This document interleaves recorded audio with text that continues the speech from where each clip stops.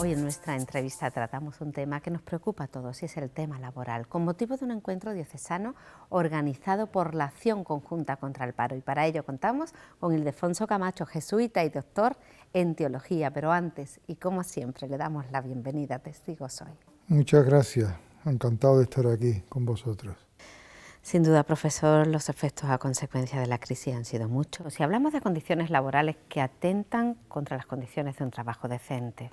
A mí siempre me gusta decir que ese término que ha utilizado de trabajo decente es un término que tiene detrás su propia historia, porque antes no se hablaba de trabajo decente y esa fórmula se impuso a partir de 1999 concretamente, cuando desde la Organización Internacional del Trabajo se quiso abordar expresamente las consecuencias que los procesos de globalización tenían sobre el trabajo. Y entonces fue cuando se propuso la fórmula de un trabajo decente que fuera, en el fondo sería un trabajo digno, que esto se habría hablado siempre, pero en las circunstancias concretas de la globalización y sus efectos sobre el mundo del trabajo y el mundo en general. Usted es presidente de la Universidad Loyola Andalucía y usted enseñó moral social y doctrina social de la Iglesia en la Facultad de Teología de Granada. ¿Qué aporta la doctrina social de la Iglesia a estas condiciones laborales? Sí, yo enseñé 40 años, enseñé yo, pero ya eso corresponde a mi pasado. ¿Qué aporta? Pues yo creo que la doctrina social de la Iglesia se desarrolla en el marco de lo que son los problemas propios de la sociedad industrial. Y por eso se suele decir que aunque pensamiento social cristiano hay desde el comienzo de la historia de la Iglesia, el término doctrina social de la Iglesia, se ha acuñado justo para hablar de esta reflexión que se inicia justamente con los problemas derivados de la sociedad industrial. Y ahí un punto de atención fundamental es el trabajo. Entonces, desde el final del siglo XIX para acá, pues se ha ido elaborando un pensamiento que en el fondo lo que viene es a subrayar la importancia que tiene el trabajo como aportación del ser humano a la vida económica y productiva, y a subrayar también las condiciones, las exigencias que precisamente por tratarse del ser humano, pues se deberían pedir a todo lo que rodea al trabajo, las condiciones de trabajo, la retribución del trabajo, etcétera, ¿no?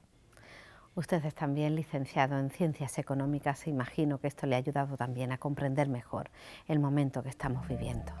Sí, el momento que estamos viviendo yo lo enmarco desde el punto de vista más económico, claro, en el proceso de globalización y luego en la crisis que estalla el año 2007-2008, cuyos efectos todavía estamos sufriendo, que tienen que ver también con un fenómeno que a mí me preocupa especialmente, que es lo que en el mundo económico se llama, con un término que todavía no está muy reconocido, pero la financiarización de la economía.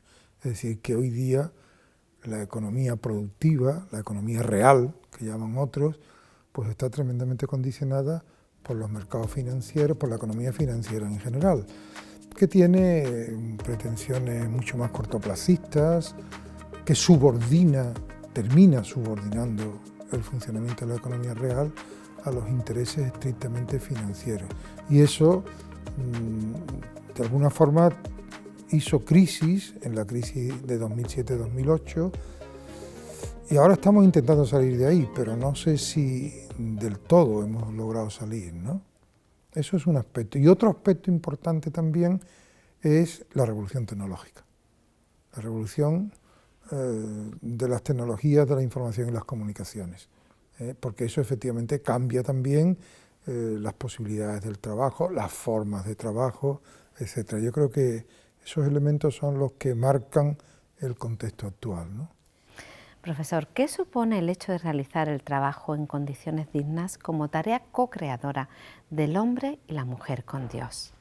Bueno, eso ya es un planteamiento más explícitamente cristiano, pero efectivamente esto lo puso muy de manifiesto Juan Pablo II en su encíclica sobre el trabajo, ¿no? Cuando él quiso no solamente hacer una reflexión ética sobre el trabajo, que había venido haciendo la doctrina social de la Iglesia, sino también intentando ver qué aporta la tradición cristiana, la fe cristiana en último término, al trabajo.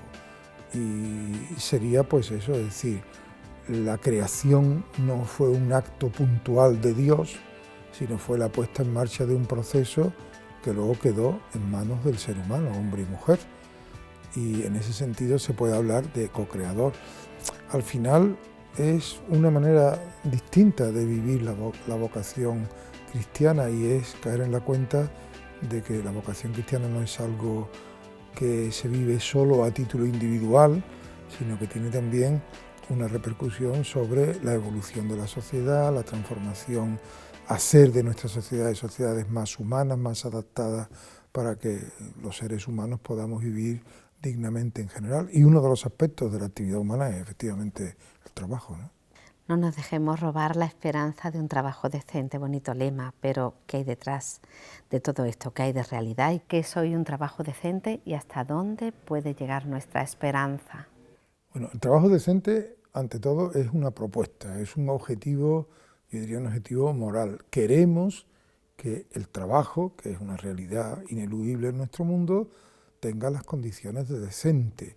Es decir, que sea un trabajo en libertad, sea un trabajo seguro, sea un trabajo adaptado a las condiciones humanas, no solamente en lo negativo, sino también en lo positivo, no solamente que el trabajador no sea explotado, sino que además pueda poner en juego todas sus potencialidades y no sea simplemente una máquina que reproduce un tracto de comportamientos. Eso ya es una concepción menos humana del trabajo. Entonces, yo creo que el trabajo decente lo que busca es hacer todo esto realidad en el marco de la globalización y de la revolución tecnológica. Esperanza, pues bueno, yo creo que si la esperanza nos falta, no tenemos motivaciones para tirar para adelante. A mí siempre me gusta decir, todas las revoluciones tecnológicas han traído como consecuencia un efecto negativo sobre el trabajo a corto plazo, de pérdida de puestos de trabajo, de una pérdida de la humanización del trabajo, pero con el paso del tiempo se ha logrado, el ser humano, la humanidad ha sido capaz de encontrar nuevas vías en un contexto distinto. Por eso mirar con esperanza al futuro significa aplicar esta lección de la historia a lo que tenemos por delante, no ahogarnos en lo que tenemos diciendo esto no tiene salida, ni tampoco pensar que la única salida es reproducir el pasado, sino hay que buscar fórmulas nuevas, caminos nuevos en un contexto que es nuevo también, ¿no? ¿En qué momento estamos? Ildefonso podría darnos algunas claves para favorecer este momento actual y salir de tanta precariedad, defendiendo un trabajo decente. Yo creo que hay distintas vías que se abren. Una es, por ejemplo, lo que se llama encontrar nuevos nichos de trabajo. Es decir, hoy día es un dato constatado por todos los estudios que los trabajos que exigen una cualificación media están siendo cada vez más sustituidos por las máquinas. Es toda la revolución de la inteligencia artificial. En cambio, se están potenciando trabajos de baja cualificación o trabajos de alta cualificación. Eso es lo que se llama la polarización del trabajo en nuestra sociedad. Pero por otra parte también están apareciendo nuevos campos donde hasta ahora no se empleaba el término estricto de trabajo, pero que ofrecen oportunidades. Por ejemplo, lo que se llama la economía circular, la economía verde, los servicios de cuidado, la economía del ocio. Todo eso está mucho por explorar, estamos empezando a avanzar por ahí.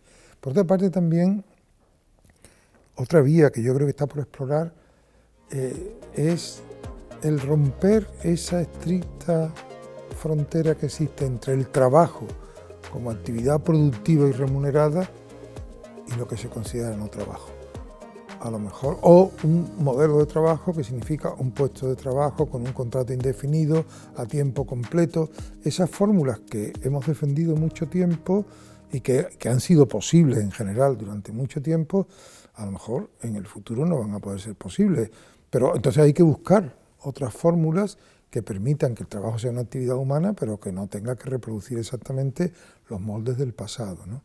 Y otra vía que se abre, que tiene que ver también con el problema fundamental, ¿tendrá nuestra sociedad del futuro capacidad para dar un trabajo a todo aquel que está en condiciones de hacerlo? Ahí habría que ver también si el acceso a la renta que se produce en la sociedad tiene que estar siempre tan estrechamente vinculado al trabajo como lo ha estado, iba a decir hasta ahora, pero en la época de la sociedad industrial, antes no era así. Entonces, cuando uno mira con perspectiva histórica, encuentra que eso que nosotros habíamos de alguna manera consolidado en la sociedad, en el Estado social, eso es una institución que no tiene una larga vida y tampoco sabemos si se va a poder mantener tal cual en el futuro. Por eso yo creo que hay que poner en marcha mucha creatividad para poder vivir con esperanza, lo que decíamos antes, en este contexto, ¿no?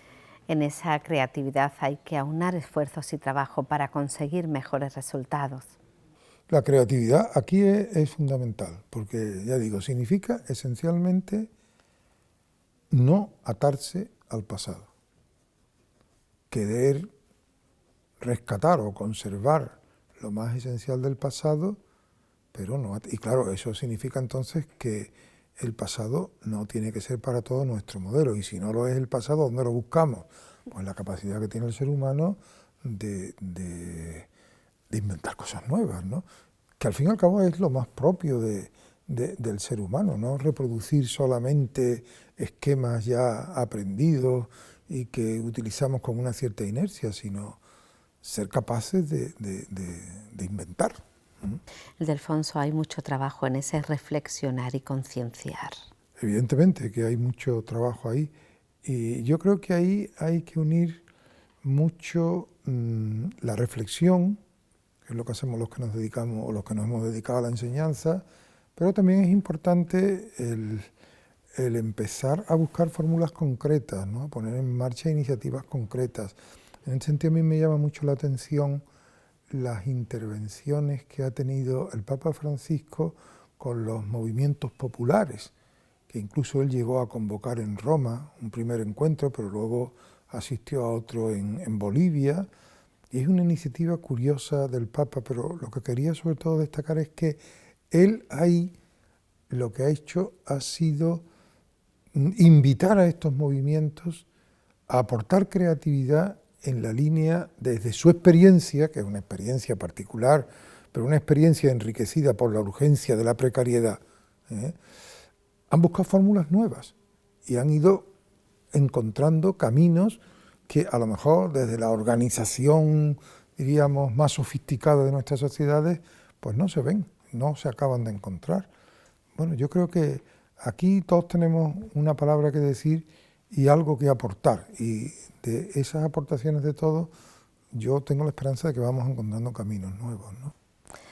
Bueno, Ildefonso, pues nos quedamos con la creatividad, la esperanza y no dejar de hacer. Pues sí, yo creo que sí, que es un buen final.